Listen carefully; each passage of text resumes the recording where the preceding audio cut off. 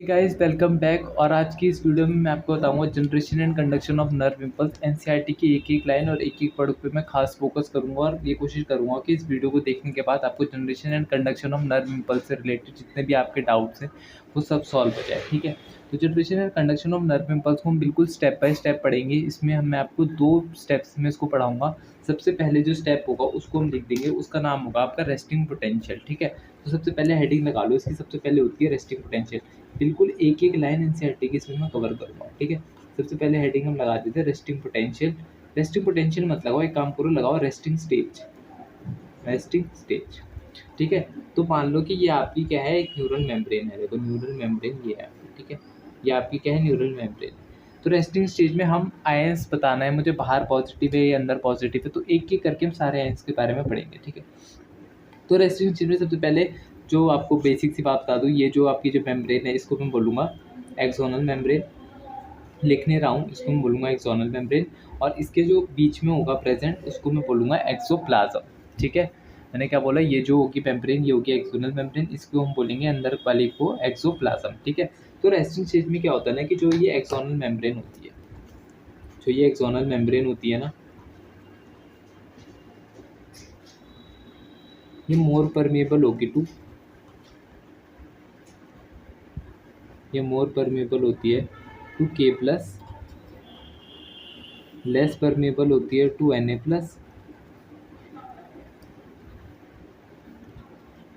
और इम्परमेबल होती है to negatively charge protein. Impermeable होती है to negatively charge protein, negatively charge protein.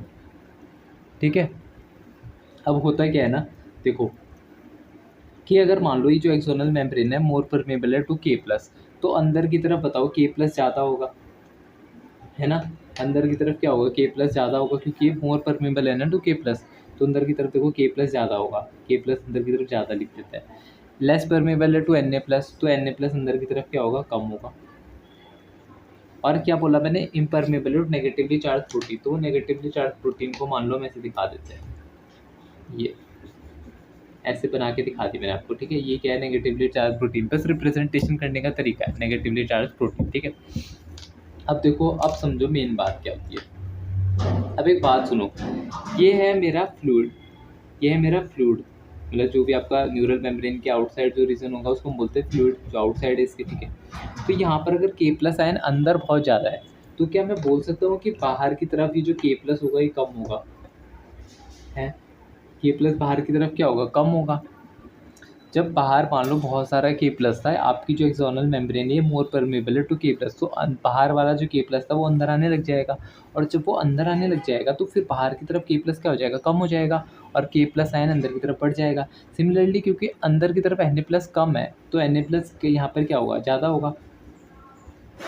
ठीक है, अब यहीं पे देख सकते हो आप, एक आयनिक ग्रेडियंट बन चुका है। ग्रेडियंट मतलब कंसंट्रेशन ग्रेडियंट आप इसको बोल सकते हो, क्योंकि बाहर के प्लस आयन कम है, अंदर के प्लस आयन ज़्यादा है। Na प्लस आयन बाहर ज़्यादा है, अंदर Na प्लस आयन कम है। ठीक है, तो इसी मेम्ब्रेन को मैं यहाँ पर रीड्रॉ कर लेता हूँ। मान लो ये एक मेम्ब्रेन है, ठीक है, और ये मेरा क्या है, उसमें नेगेटिवली चार्ज प्रोटीन। ठीक है, कन्फ्यूजन तो नहीं हो रहा है, ये क्या है, नेगेटिवली चार्ज प्रोटीन। ठीक है, अब ये देखो Na प्लस आयन बाहर ज़्यादा है, अंदर Na प्लस आयन क्या है, कम है। तो अब क्या होता है ना कि यहाँ पर एक पंप होता है, यहाँ पर एक पंप होता है, वो क्या करता है, वो आपका 3Na प्लस आयन बाहर भेजता है, 3Na प्लस आयन बाहर भेजता है। ठीक है, और 2K प्लस आयन अंदर लेके आता है। ठीक है, पहले मैंने बोला के प्लस आयन अंदर ज़्यादा है, Na प्लस आयन कम है, क्यों, क्योंकि जो एक्सटर्नल मेम्ब्रेन है मोर परमेबल टू के प्लस है। अब क्योंकि के प्लस आयन अंदर ज़्यादा है तो बाहर क्या हो गया, कम। Na प्लस आयन अंदर कम है, क्यों कम है, क्योंकि लेस परमेबल है टू Na प्लस, तो अंदर क्या हो गया, कम, तो बाहर क्या हो गया, ज़्यादा। अब एक पंप होता है जो बाहर से 2K प्लस अंदर लेके आता है सेल में, और 3Na प्लस बाहर लेके जाता है। अब आपको क्वेश्चन पूछना चाहिए कि भैया यहाँ पर ये बताओ, जब ये Na प्लस यहाँ पर कम है तो ये बाहर कैसे जा रहा है। मतलब अगर आप देखो लॉजिकली सोचो तो आयंस को तो हायर कंसंट्रेशन से लोअर कंसंट्रेशन मूव करना चाहिए, पर देखो ये लोअर से हायर जा रहा है। अब ये लोअर से हायर जा रहा है तो इसको हम क्या है, एक्टिव प्रोसेस बोल सकते हैं। कोई भी चीज़ लोअर से हायर जाती है, बताओ उसको एक्टिव प्रोसेस बोल सकते हैं। तो क्योंकि ये एक्टिव प्रोसेस है तो यहाँ पर बोलेंगे कि यहाँ पर एक पंप होता है बेसिकली जो ये काम करता है, पंप। तो मान लो वो पंप मैं ऐसे दिखा देता हूँ आपको, ऐसे ये बना दिया मैंने वो पंप। मान लो ये ऐसा कोई पंप है और इस पंप का जो नाम होता है वो होता है sodium potassium pump, sodium potassium pump. ठीक है, आप इसको ऐसे भी ड्रॉ कर सकते हो, देखो आप चाहते तो इसको ऐसे भी ड्रॉ कर सकते हो, मान लो यहाँ पर, और ये ऐसे दिखा देते हैं।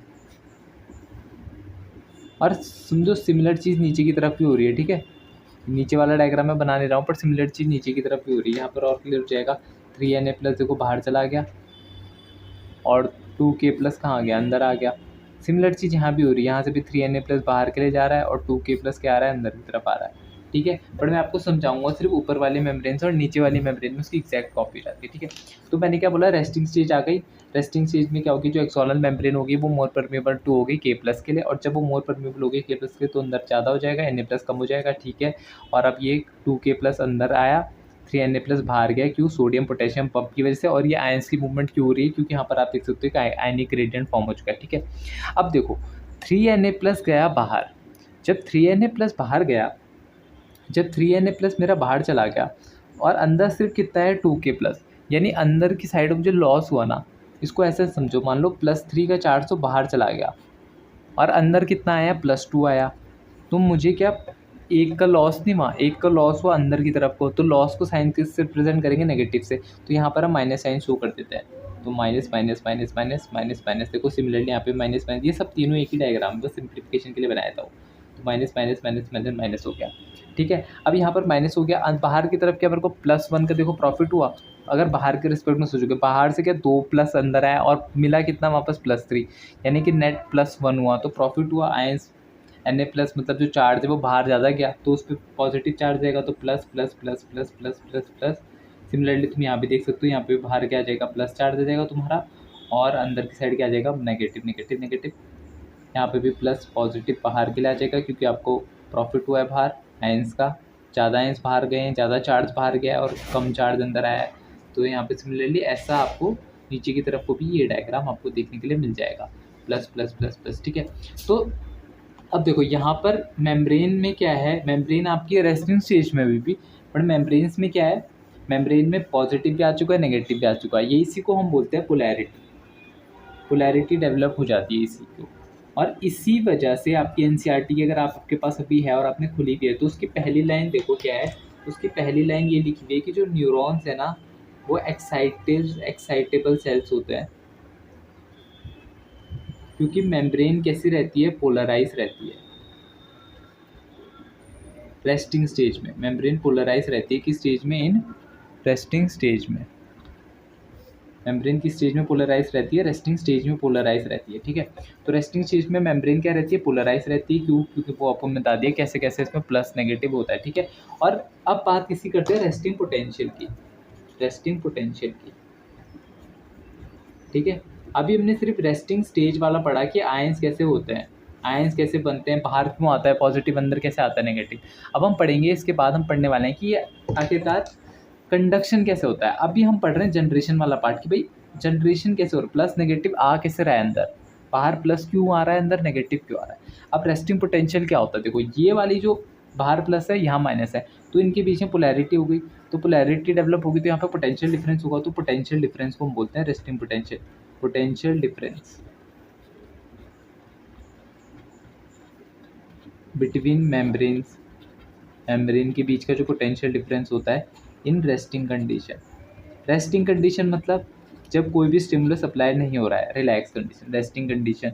और यहाँ पर हम बोल सकते हैं when no stimulus applied, when no stimulus, कोई स्टिमुलस अप्लाइड नहीं हो रहा है, when no stimulus is applied. ठीक है, तो इतना हो गया, ये हमने पढ़ा रेस्टिंग स्टेज का, ये 100% क्लियर है। अगर कुछ पार्ट आपको लगता है कि वो कंफ्यूजिंग है तो आप वीडियो में बैक जाकर उसको देख सकते हो, बाकी मैंने पूरी कोशिश की है कि आपको अच्छे से समझ में आ जाए। तो ठीक है, तो चलिए अब बात करते हैं इसकी इम्पॉर्टेंट की कि कंडक्शन कैसे होता है। अब कंडक्शन वाले पार्ट पे चलते हैं, तो चलिए मूव ऑन करते हैं कंडक्शन पढ़ने के लिए। अब चलते हैं, पढ़ते हैं कंडक्शन कैसे होता है। ठीक है, अब कंडक्शन को समझने के लिए आपने जो पीछे पढ़ा रेस्टिंग पोटेंशियल में, उसमें से आपको कुछ कुछ बातें आपको याद रहनी चाहिए। मैं बता देता हूँ कौन सी बात याद रहनी चाहिए, कि जो आपकी ये रेस्टिंग वाली कंडीशन है, रेस्टिंग स्टेज वाली कंडीशन है। ठीक है, रेस्टिंग स्टेज वाली, तो आपको कुछ कुछ बातें याद रहनी चाहिए, जैसे कि जो आपकी एक्सोप्लाज्म होती है, जो आपकी सॉरी एक्सोनल मेम्ब्रेन होती है, एक चीज़ ये याद रखना कि आपकी एक्सोनल मेम्ब्रेन मोर परमेबल थी, more permeable to K plus, less permeable to N A plus, less permeable to N A plus. और अंदर की तरफ ये आपकी एक्सोनल मेम्ब्रेन थी, आप जो तो पीछे देख सकते हो, अंदर की तरफ जो चार्ज बन रहा था वो नेगेटिव बन रहा था, और बाहर की तरफ चार्ज क्या बन रहा था, पॉजिटिव। सिमिलरली नीचे वाली साइड भी पॉजिटिव और नेगेटिव। और ठीक है, इतना आपको याद रखना है। ठीक है, अब हम बात करते हैं कि कंडक्शन कैसे होता है। ठीक है, तो मान लो वही एक अपनी न्यूरॉन हम बना लेते हैं, मान लो ये मेरी एक न्यूरॉन है। अब मैं न्यूरॉन को डिवाइड कर रहा हूँ 2 रीजन में, एज पर एनसीईआरटी ने भी करा है तो अपन लोग भी कर लेते हैं। चलो हम 3 में कर लेते हैं डिवाइड। ठीक है, ये वाली एरिया को हम बोल देते हैं ए, ये वाले एरिया को हम बोलते हैं बी, ये वाले एरिया को हम बोलते हैं सी। ये जो पूरा पार्ट है ऊपर का, ये आपका रेस्टिंग स्टेज में पीछे पड़ा था। ठीक है, इन डिटेल पीछे पढ़ा था हमने। ठीक है, ये पार्ट ए है, ये पार्ट बी है, ये पार्ट सी है। ठीक है, अब सबसे पहले हम क्योंकि ए पे स्टडी कर रहे हैं तो अब ध्यान से सुनना। देखो ए वाले पे अब हम लिखने वाले हैं। ठीक है, तो ए वाले पे क्या होगा ना, मान लो ए आपका स्टिमुलस कहाँ पहुँचा है, ए पे पहुँच गया। ठीक है, आपका स्टिमुलस ए पे पहुँचा हुआ, बी पे अभी नहीं पहुँचा हुआ, सी पे भी अभी नहीं पहुँचा हुआ स्टिमुलस। ठीक है, तो क्योंकि बी और सी पे आपका स्टिमुलस नहीं पहुँचा हुआ, तो सी, बी और सी के मैं पहले पोलैरिटी लिख देता हूँ, plus plus plus plus plus plus minus minus minus. P और सी में तो पूरे में ऐसी रहेगी अभी, तो अभी ए पे क्यों नहीं दिखा रहा है, पोलैरिटी भी समझ जाओगे। ठीक है, तो मान लो स्टिमुलस पहुँच गया ए पे। अगर जब स्टिमुलस पहुँचता है ना ए पे, तो ये जो चीज़ है ना कि आपके axonal membrane more permeable to K plus, less permeable to N A plus, ये ना उलट जाती है। उलट कैसे जाती है, जब स्टिमुलस अप्लाइड होता है, व्हेन स्टिमुलस अप्लाइड, जब आपको क्या आ जाएगा, स्टिमुलस अप्लाइड हो जाता है, तो क्या होता है ना कि ये जो आपका जो एक्सोनल मेम्ब्रेन है ना, एक्सोनल मेम्ब्रेन ये मोर परमेबल हो जाएगी टू एन ए प्लस, और लेस परमेबल हो जाएगी टू के प्लस।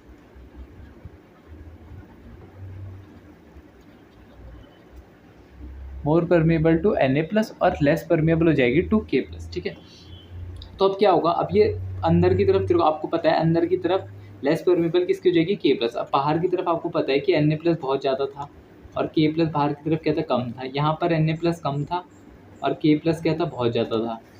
अब ये लेस परमेबल हो गई टू के प्लस, और एन ए प्लस के लिए मोर परमेबल हो गई, तो रैपिड इन्फ्लक्स होगा एन ए प्लस का टू एन ए अंदर की साइड को, और ये पैसिव होगा, यहाँ पर कोई भी एटीपी नहीं लगेगी। अगर आपको याद हो, सोडियम पोटेशियम पंप जो वर्क कर रहा था, पीछे चेक कर लेना, मैंने बताया भी था कि वो अपोजिंग कंसंट्रेशन ग्रेडियंट जा रहा था, यानी लो टू हाई, पर ये तो हाई टू लो जा रहा है, तो यहाँ पर ये एटीपी नहीं लगेगी। ठीक है, इसमें एटीपी नहीं लगेगी, एन प्लस का रैपिड इन्फ्लक्स हो जाएगा अंदर की तरफ। अब देखो अंदर बहुत सारा एन प्लस आने लग गया, ऑलरेडी अंदर एक्सोनल मेम्ब्रेन के अंदर कौन सा चार्ज था, नेगेटिव। अब बहुत सारा एन प्लस आ जाएगा तो कैसे चार्ज हो जाएगा अंदर, पॉजिटिव।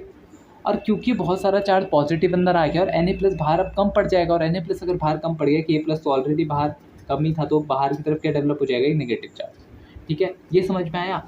जब स्टिमुलस अप्लाइड हुआ, एन एक्सोनल मेम्ब्रेन की पोलैरिटी एन प्लस के लिए एक्सोनल में फ्रीली परमेबल हो गई, और फ्रीली परमेबल हो गई तो एन प्लस बहुत ज़्यादा अंदर आ गया, रैपिड इन्फ्लक्स हो गया एन प्लस का। ठीक है, और जब रैपिड इन्फ्लक्स हुआ एन प्लस का, तो के प्लस क्योंकि बाहर बहुत कम था पहले से ही, अंदर के प्लस एन पहले से ही ज़्यादा हो रखे थे, और एन प्लस भी आ गया तो एन प्लस भी बहुत ज़्यादा हो गया, और एन प्लस जैसे बहुत ज़्यादा हो गया, और अंदर देखो के प्लस एन बाहर पहले से ही कम था, और जैसे ही बाहर के प्लस कम था तो बाहर अंदर की तरफ क्या डेवलप हो गया, चार्ज पॉजिटिव, और बाहर की तरफ डेवलप हो गया नेगेटिव। ठीक है, समझ गए। अगर आपको कन्फ्यूजन हो रही है तो मैं आपको दिखा देता हूँ।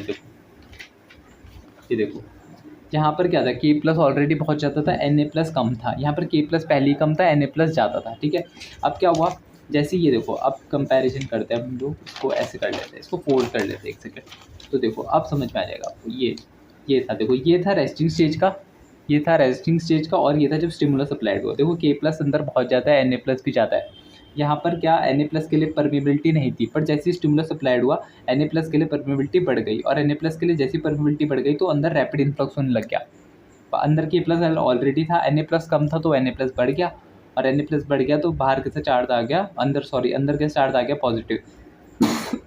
सॉरी, अंदर कैसे चार्ज आ गया पॉजिटिव और बाहर कैसे चार्ज आ गया क्योंकि नेगेटिव, क्योंकि आयंस के प्लस पहले से ही कम था, अब Na प्लस और अंदर आ गया तो कम ही होगा, और कन्फ्यूजन नहीं करें। ठीक है, तो इतना हो गया क्लियर। अब देखना मजे की बात, यहाँ पर एक बहुत ही अच्छी चीज़ होती है, बहुत अच्छा लगता है। देखो प्लस है, अब यहाँ पे कैसे चार्ज है नेगेटिव, अभी यहाँ तक ही पहुँचा स्टिमुलस, अब स्टिमुलस आगे जाना चाहिए, पूरी एक्सोनल मेम्ब्रेन की लेंथ है। ठीक है, अब देखो प्लस से माइनस जाएगा करंट कैसे फ्लो करता है, हाइयर टू लोअर, तो प्लस से माइनस गया करंट और यहाँ पे प्लस से माइनस गया करंट। ठीक है, अब ए और बी की साइड का मैं बता रहा हूँ। देखो जैसे यहाँ पे प्लस से माइनस जाएगा ना करंट, तो जब जैसे ये प्लस से माइनस यहाँ जाएगा, पॉजिटिव चार्ज यहाँ से यहाँ मूव करेगा, तो यहाँ क्या बना देगा पॉजिटिव आयन। तो देखो इसमें ऐसे नीचे बना देता हूँ, मान लो ये साइड ए है, ये साइड बी है मेरी, और ये साइड सी है। तो ये प्लस गया अंदर की तरफ, तो यहाँ पर क्या आ गया चार्ज, अंदर कैसा चार्ज आ गया, प्लस आ गया। अगर अंदर प्लस आया तो बाहर कैसा आ जाएगा, माइनस आ जाएगा, क्योंकि जैसी स्टिमुलस यहाँ पे भी रीच होगा, जैसी स्टिमुलस यहाँ रीच होगा, ये वाली जो मेम्ब्रेन है वो भी क्या हो जाएगी, फ्रीली परमेबल होगी Na प्लस से। तो यहाँ का Na प्लस भी अब अंदर आने की कोशिश करेगा, यहाँ पर बहुत सारा Na प्लस है, बहुत सारा Na प्लस, तो अंदर Na प्लस आने, फिर अंदर आने की कोशिश करेगा, फिर जैसे वो अंदर के लिए आएगा तो यहाँ से अब आप बोलोगे, एक चीज़ आप बोलना कि Na प्लस जब यहाँ पे अंदर आ रहा है ना, Na प्लस आयन जब ये अंदर आ रहा है यहाँ पे, मतलब जैसे Na प्लस आयन यहाँ अंदर आ रहा, तो अभी तो यहाँ पर आ चुका, तो Na प्लस आयन, तो बाहर आपने बोला था भैया कि Na प्लस आयन अब कम हो जाएगा, तो यहाँ पर Na प्लस आयन कैसे आ पा रहा है अंदर, अगर आपके मन में क्वेश्चन आ रहा है तो ठीक है, अभी बताता हूँ क्वेश्चन, उसका आंसर क्या होगा। ठीक है, तो पहले इतना समझो, जैसे स्टिमुलस यहाँ पे पहुँचा, तो यहाँ पर क्या होगा, रैपिड इन्फ्लक्स होने लग गया किसका, Na प्लस का।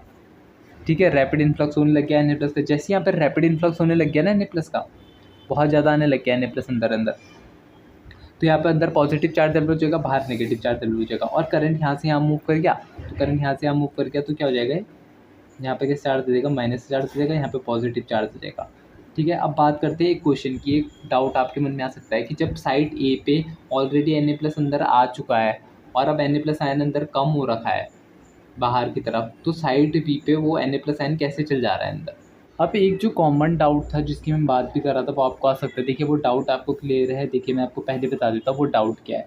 ये साइड ए है और ये क्या मेरी साइड बी है और ये साइड सी थी। ठीक है, ए बी सी मैंने इसको डिवाइड करा था, आपको पता है, मैंने बोला था, आपने ये तो समझ गए थे ना कि ए से बी स्टिमुलस अंदर जा रहा था, क्योंकि ए पे जैसे ही पहुँचा तो ये सोडियम आयंस के लिए फ्रीली परमेबल हो गया, तो अंदर की तरफ चार्ज क्या हो गया, पॉजिटिव हो गया, बाहर की तरफ चार्ज हो गया नेगेटिव।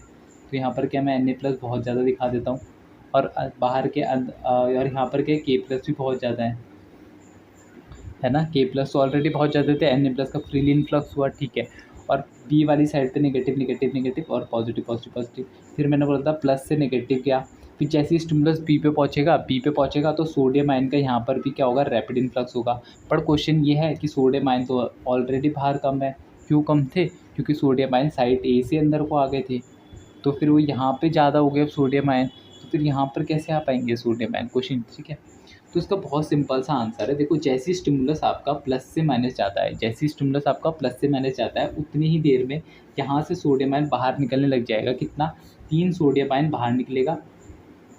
ठीक है, हायर टू लोअर, और आपको पता है कि बाहर क्या है, के प्लस भी कम ही था, और 2K प्लस अंदर आने की कोशिश करेगा। ठीक है, अच्छा ये कौन सा पंप होता था, इसको हम सोडियम पोटेशियम पंप नहीं बोलते थे। हाँ, तो अब बिल्कुल अभी ध्यान से सुनना, 3 सोडियम आयन अंदर गया, क्या सोडियम आयन का एक्टिव ट्रांसपोर्ट हुआ, नहीं हुआ। एक्टिव ट्रांसपोर्ट किसका हुआ, पोटेशियम आयन का, क्योंकि बाहर पोटेशियम कम था, अंदर पोटेशियम बहुत ज़्यादा, तो कम से ज़्यादा गए तो 2K प्लस हुआ। पर सोडियम आयन तो फ्रीली चल जाएंगे, फ्रीली क्योंकि बाहर अंदर ज़्यादा है, बाहर कम है, तो सोडियम पोटेशियम पंप हुआ। फिर 3Na प्लस बाहर गया, जैसे ही 3Na प्लस बाहर गया तो अंदर का जब बाहर Na प्लस ज़्यादा जाने लग गया, तो बाहर के, अब देखो 3Na प्लस बाहर चला गया और अंदर 2K प्लस ही आ रहा है, तो बाहर का लॉस अंदर वाले के इससे देखेंगे, तो अंदर वाले के रिस्पेक्ट से देखेंगे तो लॉस हुआ ना, उस पर उसका 3 चला गया। मान लो आपसे मैं 3 रुपये आपसे कोई ले लिया और आपको 2 ही रुपये दे, तो आपका -1 का लॉस हो जाएगा। तो इसका मतलब अब बाहर अंदर की तरफ ए पे कैसे चार्ज जाएगा, नेगेटिव। ये बना लो ए का डायग्राम, आप ये बी का डायग्राम बना लो, ये सी का डायग्राम बना लो। तो ए पे कैसे चार्ज आएगा, नेगेटिव आ जाएगा, ये एक्सटर्नल मेम्ब्रेन नेगेटिव, ये एक्सटर्नल मेम्ब्रेन है, ए पे अंदर चार्ज कैसे आएगा, नेगेटिव, और बाहर कैसे चार्ज आ जाएगा, पॉजिटिव, क्योंकि बाहर ज़्यादा चार्ज गया और उसके रिस्पेक्ट में अंदर कम आया, ठीक है। और क्योंकि अब Na+ बहुत ज़्यादा हो गया बाहर, तो अब Na+ यहाँ पर अंदर आ जाएगा। फिर यहाँ पर भी ये अपना काम करेगा, plus plus plus plus plus plus minus minus minus minus, और फिर यहाँ पर अब ये डीपोलराइज, अभी रेस्टिंग कंडीशन में ही है मेम्ब्रेन, तो इसको बोलते हैं माइनस माइनस माइनस, बाहर प्लस प्लस प्लस प्लस, फिर करंट यहाँ से यहाँ मूव करेगा, यहाँ से यहाँ मूव करेगा। और फिर यहाँ पर यही होगा कि यहाँ पर Na+ बहुत ज़्यादा था, तो Na+ यहाँ बाहर से कैसे आएगा जब स्टिमुलस यहाँ पहुँचेगा, फिर यहाँ अंदर से बाहर कितने जाएंगे, 3 Na+ जाएंगे, और यहाँ पर कितने Na+ आएंगे, 2K+ आएंगे। यानी कि बात एक क्लियर है कि सोडियम पोटेशियम पंप, मैंने आपको स्टार्टिंग में पढ़ा दिया था, क्योंकि एनसीईआरटी में आपको स्टार्टिंग में दे रखा है, लेकिन सोडियम पोटेशियम पंप का सिर्फ एक काम है कि मेम्ब्रेन को वापस रेस्टिंग स्टेज में लाना, मेम्ब्रेन को वापस रेस्टिंग स्टेज में लाना, क्योंकि वो क्या कर रहा है, एक्सेस सोडियम को बाहर फेंक रहा है, एक्सेस सोडियम को बाहर फेंक रहा है और पोटेशियम आयन को अंदर लेके आ रहा है। तो यहाँ पर देखो एक्सेस सोडियम बाहर कम हो गया, तो एक्सेस सोडियम को बाहर फेंका उसने, तो अंदर सोडियम आयन कम हो जाएंगे, और पोटेशियम आयन को अंदर लेके आया तो K+ तो ऑलरेडी ज़्यादा थे, और 2K+ आए तो वो भी ज़्यादा होने लग गए, है ना। तो इस वजह से अब देखो सेम कंडीशन होगी, रेस्टिंग कंडीशन में negative negative negative negative, positive positive बाहर, अंदर सोडियम आयन कम और यहाँ पर पोटेशियम आयन बहुत ज़्यादा, ठीक है। और मेम्ब्रेन को वापस किसी स्टेज में ला रहा है, रेस्टिंग स्टेज में ला रहा है, ठीक है, रेस्टिंग स्टेज में ला रहा है, ठीक है। अब एक बात समझना, साइड ए पे जब स्टिमुलस आया और जब साइड ए की पोलैरिटी रिवर्स हुई, साइड ए पे स्टिमुलस, अभी साइड ए पे स्टिमुलस आया तो साइड ए ये है, ये साइड ए पे स्टिमुलस के बाद वाली कंडीशन है कि बाहर कैसा चार्ज हो गया नेगेटिव और अंदर कैसा चार्ज हो गया पॉजिटिव। तो इस वाली कंडीशन को बोलते हैं कि मेम्ब्रेन क्या हो गई आपकी, डीपोलराइज, मेम्ब्रेन क्या हो गई आपकी, डीपोलराइज हो गई, ठीक है। और यहाँ पर जो पोटेंशियल डिफरेंस होता है ना इन दोनों मेम्ब्रेन के बीच में, उसको हम बोल रहे होते हैं एक्शन पोटेंशियल। आपको तेज तो नहीं लग रहा है ये सब? जब स्टिमुलस आएगा तो इतना तो आपको पता है ना कि मेम्ब्रेन की पोलैरिटी रिवर्स हो जाएगी, क्योंकि सोडियम आयन अंदर आने लगे यहाँ प्लस प्लस हो जाएगा। फिर जैसे ही स्टिमुलस दूसरे वाले पे जाता है ना, तब सोडियम पंप एक्टिवेट होगा उस रेंज का और बाहर सोडियम फेंकने लग जाएगा। अब क्लियर हुआ? जैसे ही सोडियम यहाँ पर देखो, बी वाली साइड पकड़ो, बी पे स्टिमुलस आया, सोडियम आयन अंदर आया, positive positive positive positive, negative negative negative negative, इस इंस्टेंट पे जो मेम्ब्रेन का पोटेंशियल डिफरेंस है उसको बोलते हैं एक्शन पोटेंशियल, और बी वाली मेम्ब्रेन को बोलते हैं डीपोलराइज। अब ये स्टिमुलस जैसे रीच हुआ यहाँ पर, तो 3 सोडियम गए बाहर, 2 पोटेशियम गए अंदर, सोडियम पोटेशियम पंप ने अपना जादू दिखाया और आपकी मेम्ब्रेन को वापस कर दिया नेगेटिव नेगेटिव नेगेटिव, और ये हो गया पॉजिटिव पॉजिटिव पॉजिटिव पॉजिटिव, और इसको हम बोलते हैं रीपोलराइज। तो आप एक चीज़ और बोल सकते हो, सोडियम पोटेशियम पंप हेल्प करता है। मान लो आपके पास एक क्वेश्चन आ गया नीट में, मान लो इस साल क्वेश्चन आ गया कि सोडियम पोटेशियम पंप क्या कर रहा है, इसका आंसर खुद देखना, कमेंट में देना। चलो इसका answer, sodium potassium pump membrane helps in, ठीक है, ये आपके सामने क्वेश्चन आ गया, sodium potassium membrane helps in क्या, आपकी रेस्टिंग पोटेंशियल, मतलब आपकी जो पोलराइज मेम्ब्रेन है उसको ये डीपोलराइजेशन में कर रहा है, डीपोलराइज कर रहा है। बी ऑप्शन है कि आपकी जो डीपोलराइज मेम्ब्रेन है उसको ये रीपोलराइज कर रहा है। ऑप्शन सी है आपकी जो रीपोलराइज मेम्ब्रेन है उसको ये डीपोलराइज कर रहा है, और ऑप्शन डी है आपकी जो डीपोलराइज मेम्ब्रेन है उसको ये क्या कर रहा है, पोलराइज, ठीक है। तो इस क्वेश्चन का आप आंसर देना। आई नो आपको शायद ऑप्शन नहीं दिख रहे हैं, पर ठीक है, अब ऑप्शन आपको दिख रहे होंगे। तो पोलराइज, ठीक है। तो मैंने क्या बोला, जब पहली कंडीशन जैसी स्टिमुलस है नेगेटिव नेगेटिव नेगेटिव, बाहर नेगेटिव नेगेटिव नेगेटिव, अंदर क्या होगा positive positive positive, polarity switch हो गई, इसको मैंने बोला डीपोलराइजेशन। और इस समय जो पोटेंशियल डिफरेंस उसको बोला एक्शन पोटेंशियल। उसके बाद वाली कंडीशन, जैसे ही स्टिमुलस इधर रीच हुआ तो अंदर कैसा चार्ज आ गया नेगेटिव नेगेटिव नेगेटिव, और बाहर कैसा चार्ज आ गया पॉजिटिव पॉजिटिव पॉजिटिव पॉजिटिव, उसको मैंने बोला रीपोलराइजेशन, ठीक है। उसके बाद मैंने आपको एक क्वेश्चन दिया कि सोडियम पोटेशियम पंप जो मेम्ब्रेन होता है वो हेल्प करता है मेम्ब्रेन को किसमें, पोलराइजेशन से डीपोलराइजेशन में, डीपोलराइजेशन से to repolarisation, repolarisation to depolarisation, या फिर डीपोलराइजेशन टू पोलराइजेशन, ठीक है। तो ये वाली एक आप क्वेश्चन, इसका आंसर में कमेंट बॉक्स में करना। आई होप आपको ये पूरा समझ में आया होगा, अगर आपको ये समझ में नहीं आया होगा तो आप इसको थोड़ा पीछे से देखना। और हाँ, एक बात याद रखना कि सोडियम पोटेशियम पंप हमेशा कौन सी मेम्ब्रेन पे लगेगा। चलो एक और क्वेश्चन लेके चल जाओ कि सोडियम पोटेशियम पंप कब एक्टिव होगा, पंप एक्टिव कब होगा, एक्टिव कब होगा। पहला ऑप्शन है आपका आपकी जब मेम्ब्रेन वैन मेम्ब्रेन क्या होगी, वैन मेम्ब्रेन क्या होगी, polarise, when membrane depolarise, when membrane है, वैन मेम्ब्रेन रिपोलराइज, या फिर चौथा ऑप्शन है आपका, चौथा ऑप्शन क्या बना है, चौथा ऑप्शन क्या बना है, when membrane not conducting any impulse, not conducting any impulse. तो ये 2 क्वेश्चन के साथ इस टॉपिक को हम समाप्त करते हैं। आई होप आपको क्लियर हो चुका होगा। मैं फिर से बता देता हूँ कि जब यहाँ पर Na+ ऑलरेडी बहुत ज़्यादा हो चुका था और बाहर Na+ कम था, तो हमने क्या करा, अंदर वाला Na+ को बाहर भेजा, 3Na+ बाहर भेजा और 2K+ अंदर लेके आया। उसका कारण क्या था, क्योंकि मुझे बाहर Na+ बढ़ाना है। क्यों बढ़ाना है, ताकि इस वाली जो साइट बी वाले रीजन है उसकी पोलैरिटी में रिवर्स कर सकूँ। अगर सोचिए ये पंप होता ही नहीं, सोडियम पोटेशियम पंप होता है, तो Na+ बाहर होता ही नहीं, और Na+ अगर बाहर है ही नहीं तो वो अंदर कैसे आएगा फिर।